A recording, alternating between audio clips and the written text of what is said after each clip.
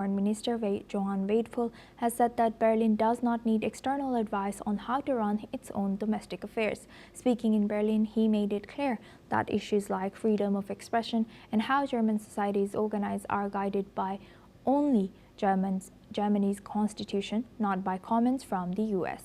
His remarks came after the new US national security strategy criticized Europe and warned of civilizational erasure.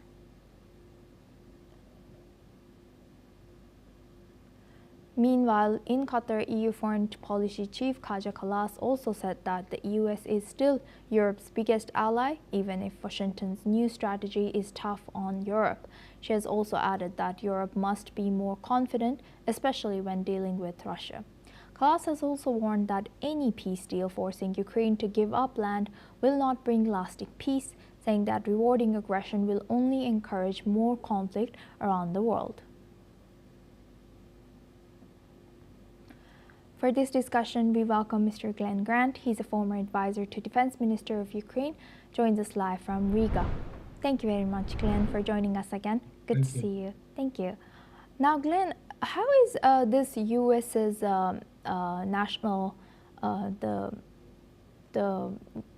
script or the script that came out yesterday, but from U.S. President Donald Trump, how is this seen in Europe, as we have heard John Wadefull be critical or criticize it, and also say that they don't want any interference or critics from foreign government? I think the main thing about it, if you're European, for example, is that this security strategy is very pro-Trump ideas, and it doesn't do anything to actually to pull together allies, to make allies feel that they're allies. In fact, it's highly critical of Europeans, and this is in complete contrast to previous security strategies, which have all talked about the inclusion of NATO, the inclusion of allies, and the need for strength through collective working. And this is now pushing people away, which is not exactly making very many friends in European capitals. Why do you think, what does the timing suggest of this? Don't you think this jeopardizes, as you also mentioned, that this does not help with helping Ukraine or getting allies in Europe? What do you think, how do you think this is jeopardizing the ceasefire efforts made by US? Well, well, you have to go back right to the beginning. There are no ceasefire efforts. Let's be blunt about this and stop calling it a peace plan or a ceasefire. We've been talking about this for a year, and nothing in Putin's side has changed. Secondly, nothing on Trump's side has changed. He is supporting Putin, and anybody who thinks otherwise is being foolish.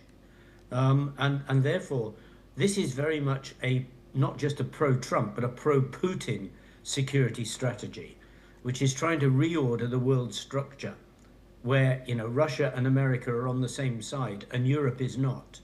And it doesn't take much reading of this to see that. So it will jeopardize peace talks. It will jeopardize everything, because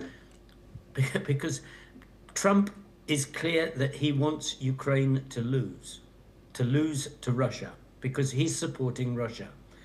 And therefore, when you read it with this in mind, you will understand all the things that are going on. Right. Thank you for sharing that. Glenn, please stay with us as we come back to you for our next discussion as well. Now, moving on, a major railway hub near Kyiv has been damaged in a large-scale Russian drone and missile attack overnight, according to Ukraine's state railway operator. The strike hit the town of Fastiv, damaging a depot and multiple rail cars. No casualties have been reported, but several suburban train routes near Kyiv and in Chernihiv have been cancelled. Russia's defense ministry has said that it carried out a massive strike using long-range missiles, Kinzhal hypersonic weapons, and swarms of drones. Moscow claims it targeted Ukrainian military-industrial facilities and energy sites supporting their operations. Ukrainian officials say the attacks were aimed at critical civilian infrastructure, including power stations and heating facilities, across at least 8 regions in Ukraine's military reported. Russia launched more than 650 drones and over 50 missiles, with air defenses intercepting most of them. Thousands are without heat and water in Odessa, while port infrastructure there has also been damaged. Emergency crews are carrying out repairs where conditions allow as blackouts continue across the country. Now for this discussion, we welcome back Mr. Glenn Grant. He's a former advisor to Defense Minister of Ukraine, joins us live from Riga. Thank you very much, Glenn, for staying with us. Now, what more can you tell us about this intensifying Russian attack on Ukraine, and especially the latest attack on the railway station or railway tracks? Okay, well, in many ways, it's not an intensifying. What it is a focusing. In other words, what they've been doing is taking 3 or 4 days without firing very much, but keeping the population up by flying 1 drone or 2 drones over Kiev, over somewhere else, that keeps people awake and down in the bunkers, but doesn't actually cause much destruction. And then hitting Ukraine with a mass of weapons all on the same night, which overwhelms the air defense systems. And they are focusing completely upon civilian infrastructure, civilian energy facilities, and those things that actually help normal society exist, one of which now is the railway system, because the railways have been very fundamental to travel in and around Ukraine, because of course many of the poorer people don't have cars. So it's either the bus or the train.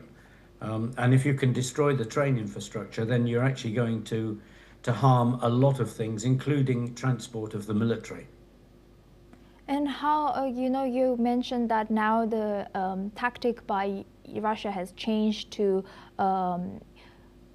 not intensifying, but drone attacks, 1 or 2, and then a big one in 2 or 3 days again.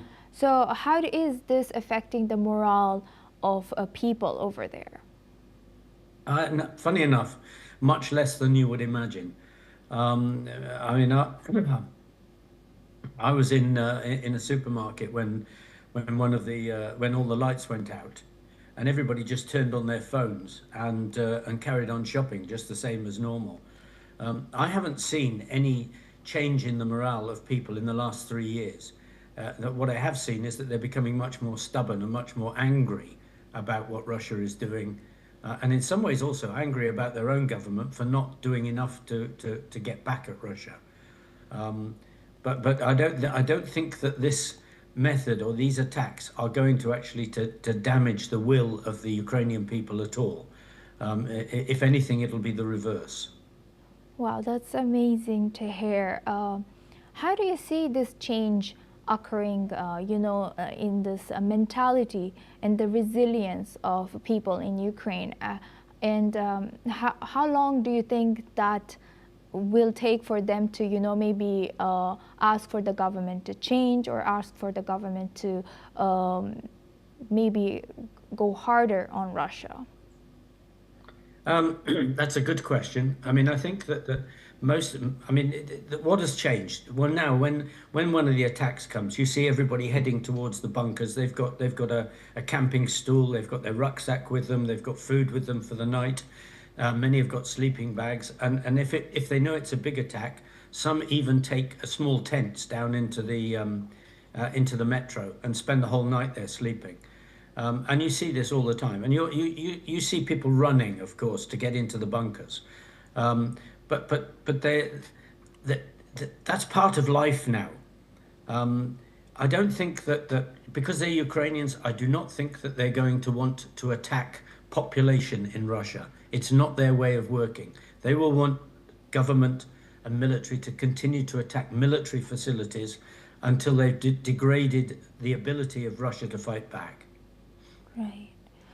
With that, I would like to thank Mr. Glenn Grant for sharing